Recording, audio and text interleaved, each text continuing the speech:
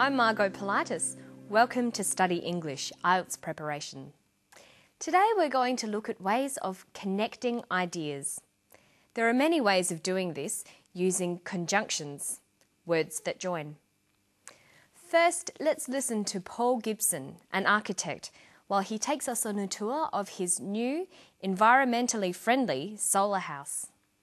Well, we completed it about 2 years ago, and I guess one of the interesting things about it is that it's a fibro house, and most houses, I guess these days, are brick veneer, whereas this is fibre on the outside, timber on the outside, but there's bricks on the inside.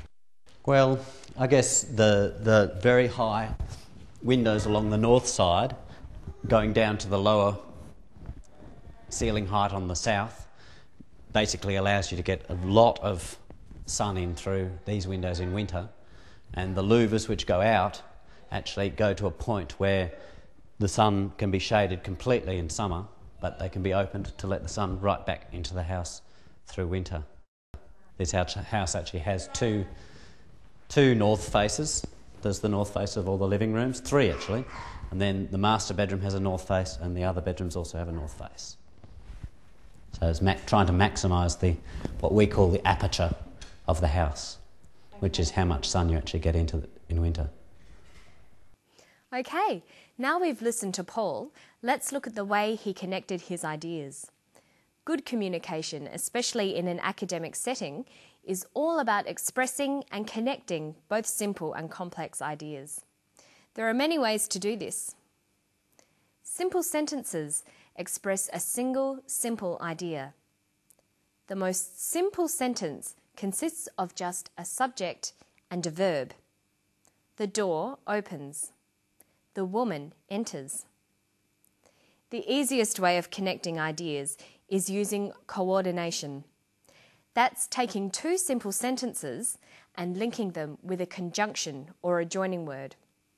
The most common conjunctions are and but. Other common ones are yet, or, for, and so.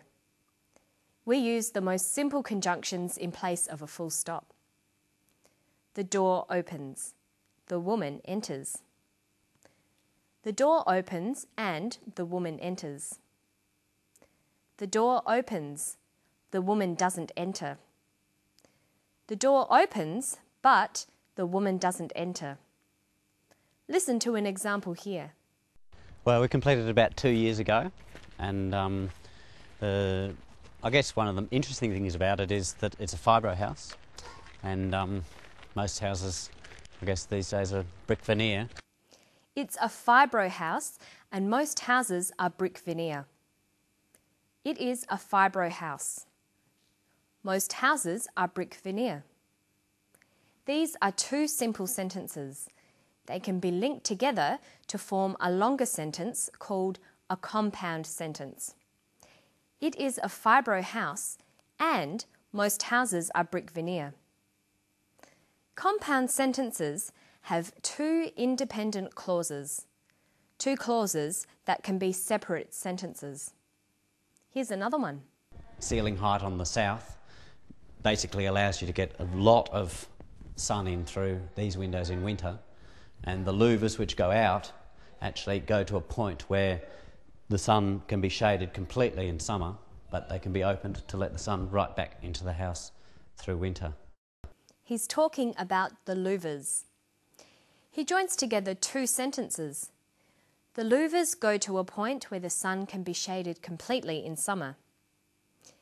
They can be opened to let the sun back in through winter. He joins these sentences together using but. Notice we use a comma as well. The louvers go to a point where the sun can be shaded completely in summer, comma, but they can be opened to let the sun back in through winter.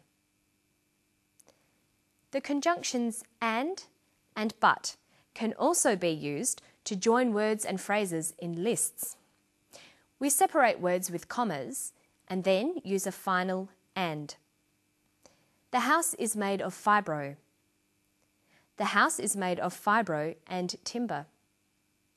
The house is made of fibro, timber and bricks. Listen to this example. Most houses, I guess these days, are brick veneer, whereas this is fibre on the outside, timber on the outside, but there's bricks on the inside. He forms one compound sentence from simple sentences. The house is fibro on the outside. It is timber on the outside. It is bricks on the inside.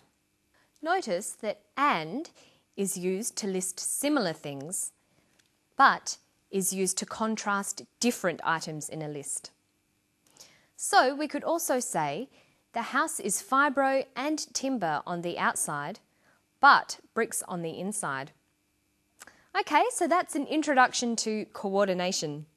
Remember, coordination is linking independent clauses with conjunctions. This forms compound sentences.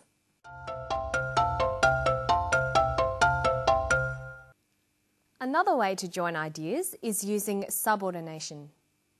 Subordination is linking an independent clause with a dependent clause to make a complex sentence. Dependent clauses are clauses that cannot exist separately in separate sentences. They need or depend on each other. We can form complex sentences in two ways. We can use relative pronouns, who, whose, which, where, or we can use conjunctions like because or whereas. When writing or speaking, it's important for you to practice using a variety of sentences. You'll need to use simple, compound and complex sentences. Here's another example. Trying to maximise what we call the aperture of the house, which is how much sun you actually get into in winter. He uses an independent and a dependent clause here. Look at these two sentences. They are trying to maximise the aperture of the house. The aperture of the house is how much sun you get.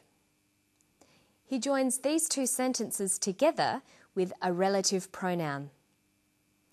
They are trying to maximise the aperture of the house, comma, which is how much sun you get. Now let's practice that. Join these simple sentences to make compound sentences using coordination.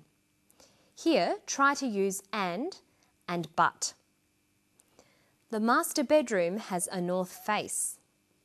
The other bedrooms have a north face. The master bedroom and the other bedrooms have a north face. And here's another one. The house is warm in winter. The house is cool in summer. The house is warm in winter, comma, but it's cool in summer. Now let's practice subordination. That's making two sentences into one complex sentence. Try using whereas. The house is warm in winter. Most houses are cold in winter. This can become, the house is warm in winter, comma, whereas most houses are cold in winter. And here's another one. Here, try to link the sentences using which. The house is made of fibro. Fibro is a cheap building material. The house is made of fibro, which is a cheap building material. You'll need to practice forming simple, compound and complex sentences. There are many ways to do it and many different ways of punctuating. This is very important for your written work. And that's all for today. I'll see you next time on Study English. Bye-bye.